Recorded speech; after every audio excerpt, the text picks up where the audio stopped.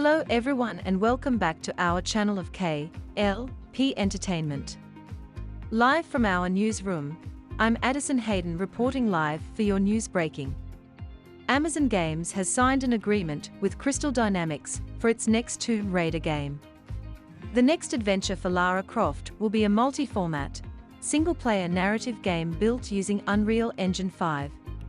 It is in early development.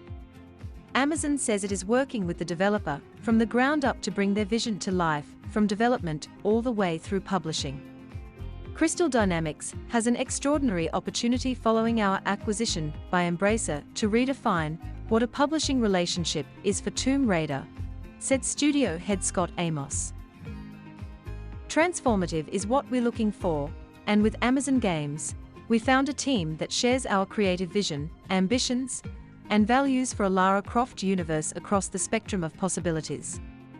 They are uniquely positioned to rewrite what publishing and development collaborations are, and we're eager to forge this new path together, starting with building the biggest and best Tomb Raider game yet. It's the biggest external signing yet for Amazon, which also operates 3 internal studios in Montreal, San Diego, and Orange County, the developer of New World. The company worked with Smilegate RPG to release Lost Ark in February, and announced a publishing deal with Bandai Namco for its online RPG Blue Protocol during the Game Awards. Amazon is also publishing a new IP from developers Disruptive Games and Glowmade. Both studios are creating online multiplayer games. Christoph Hartmann, VP of Amazon Games, added, Amazon Games is committed to bringing players games of the highest quality, from the best developers, across all variety of platforms and genres, and we're honored by the opportunity to work with this storied developer and franchise. Our team is incredibly excited about collaborating with the talented and visionary Crystal Dynamics team to bring the next chapter of Lara Croft's saga to players around the world. Crystal Dynamics and the Tomb Raider IP was one of the Western studios and brands that was sold by Square Enix to Embracer in May. The developer is currently supporting the development of Microsoft's Perfect Dark reboot for Xbox, alongside the initiative. Reporting live from our newsroom, I'm Arthur Brooks. This was a busy year for the tech world.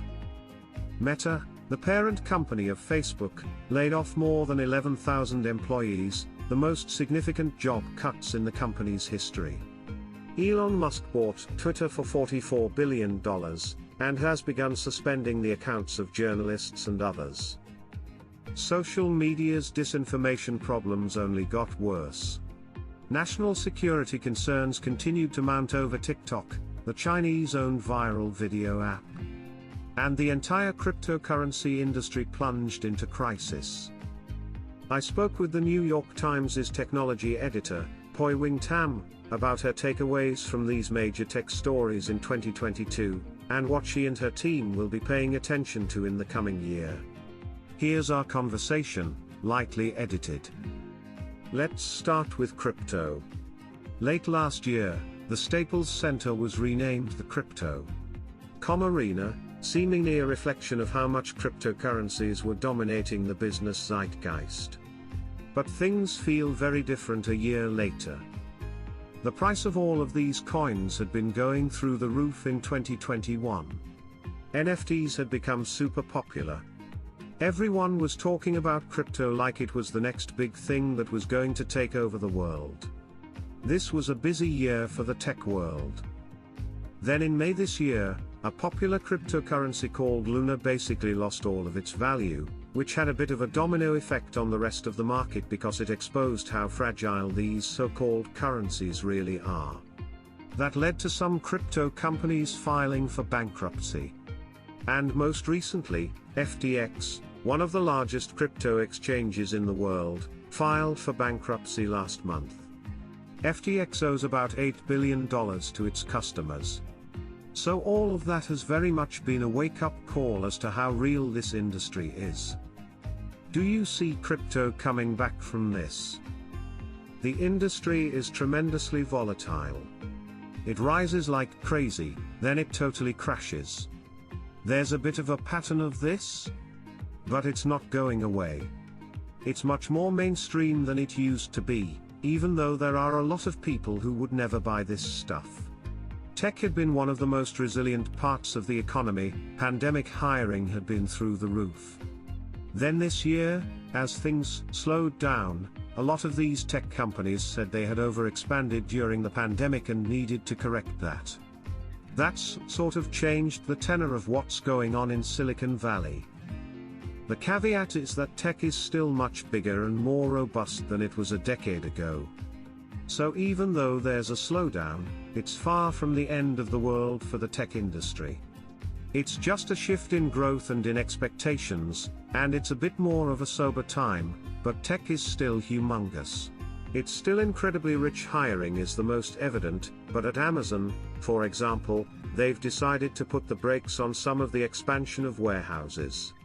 So these companies are looking at costs writ large. It's not just people, it's expansion plans, experimental initiatives, property, etc. The epitome of that, obviously, is what Elon Musk has done at Twitter, where he's cut thousands of employees, more than 50% of the company's staff.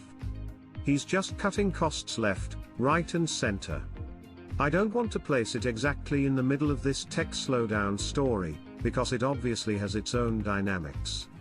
But if you look at what he's done, it's not that far off from other companies. They're not making as severe a number of cuts, but they're making cuts. Musk was definitely one of our big themes over the past year, and obviously a lot of that had to do with Twitter, but it also became much broader than that. It was about Starlink, Tesla, SpaceX. He was sort of everywhere. He's upending the way that management of tech companies is being done. Of course we're going to be watching that, and how he influences free speech, going forward. That will do it of our news team here at K.L.P Entertainment Headquarters. Please remember to like, comment, and subscribe to our channels. Don't forget to hit that bell notification so you don't miss the latest news.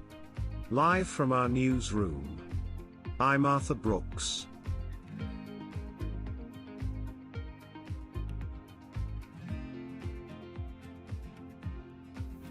Thanks for watching. I hope you got a lot from it.